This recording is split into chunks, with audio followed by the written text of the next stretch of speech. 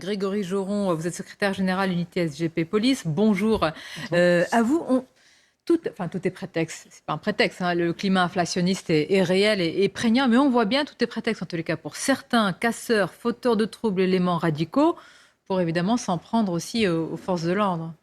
Oui, alors c'est malheureusement ce qu'on pouvait craindre, c'est-à-dire qu'il y a le sujet des retraites et puis il y a le sujet aussi du pouvoir d'achat, il y a le sujet aussi de ces marins-pêcheurs qui finalement, pour qui le quotidien doit être de plus en plus dur avec la hausse du gasoil et c'est, je pense, qu'ils viennent exprimer. Alors forcément, on peut discuter de la forme et évidemment, on doit condamner toute forme de violence. Et d'ailleurs, là, je regardais à l'instant le camion à eau des CRS a été chargé par un tracteur. Donc on en est vraiment à un niveau quand même qui est quand même extrêmement tendu. En fait, la différence entre les manifestants et qui viennent légitimement et ceux qui... un noyautage. Mais je pense que la différence est faite depuis une centaine d'années, heureusement, dans le maintien de l'ordre à la française. C'est-à-dire qu'on sait qu'aujourd'hui, les personnes qu'on a en face de nous ne sont pas des délinquants, mais des citoyens en colère.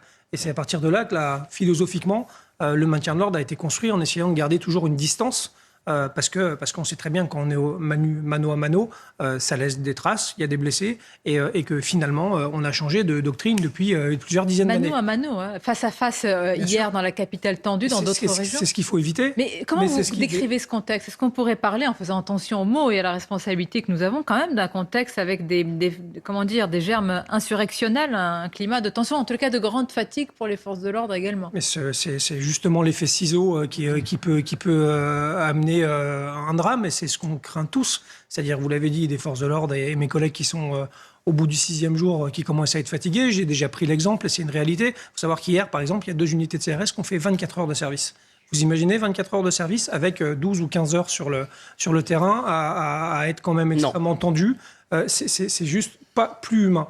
Donc, ça excuse pas les quelques images qu'on voit tourner en boucle et qu'on doit condamner, parce que c'est notre responsabilité à tous de condamner quelques gestes qui sont certains policiers main lourde. Mais je dois aussi, moi, avoir la responsabilité de dire que c'est pas au travers de 3 actions, 3 usages de la force qui peuvent paraître illégitimes et qui feront l'objet d'enquêtes qu'on doit résumer l'action de mes collègues depuis 6 jours face à ce qu'ils vivent, c'est-à-dire une extrême violence, un climat extrêmement tendu, même de la part de gens, en effet, qui peut-être naturellement n'ont jamais commis ce genre de choses. Et c'est ça la difficulté. Donc toujours avoir en tête qu'en face, si je dois dire en face malheureusement, ce sont des citoyens en colère en général. Et malheureusement, on a une frange radicale qui clairement essaye de créer aussi du buzz, d'aller au contact en permanence, de créer la violence pour simplement s'appuyer dessus et créer et générer le chaos. Voilà. Grégory Joron, vous parliez évidemment des manifestants quand vous parliez de la colère profonde. En fait, vous m'avez demandé la question, c'était est-ce que vous faites la différence ? J'ai juste répondu qu'on faisait bien la différence entre les manifestants qui étaient dans un cadre et qui étaient des citoyens en colère, ce qui avait posé la philosophie du maintien de l'ordre à la française, et ce qui se passe en effet le soir. Juste, je vais me permettre de contredire votre point de contradiction. C'est que hier soir, quand même, la manifestation a été déclarée. Oui. Ou à la Bastille ? Oui. Elle a été déclarée.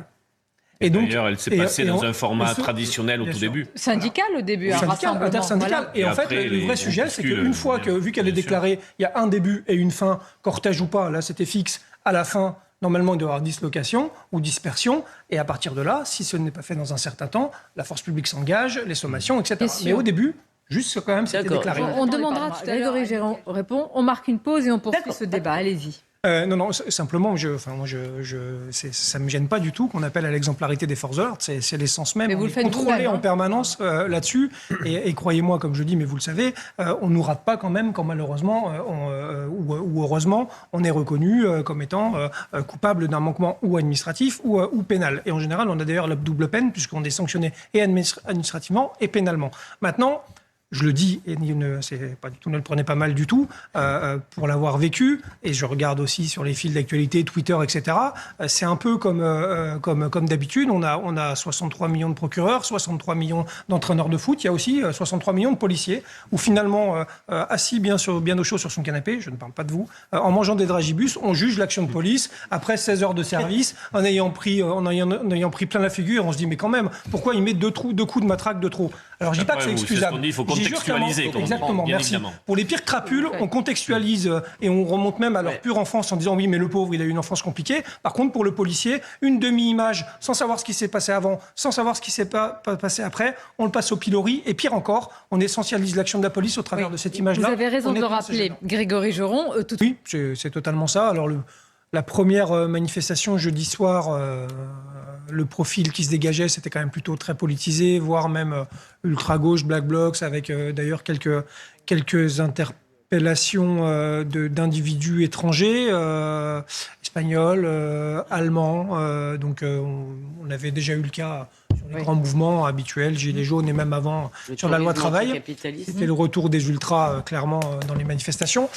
Depuis, clairement, les profils ont un peu évolué et en effet, exactement ce que vous venez de dire, plutôt jeunes, plutôt étudiants ou jeunes actifs, plutôt en réponse à des appels sur les réseaux sociaux. Et c'est le scénario du pire pour l'encadrement de ce genre d'expression pour les forces de l'ordre, très clairement. Scénario du pire.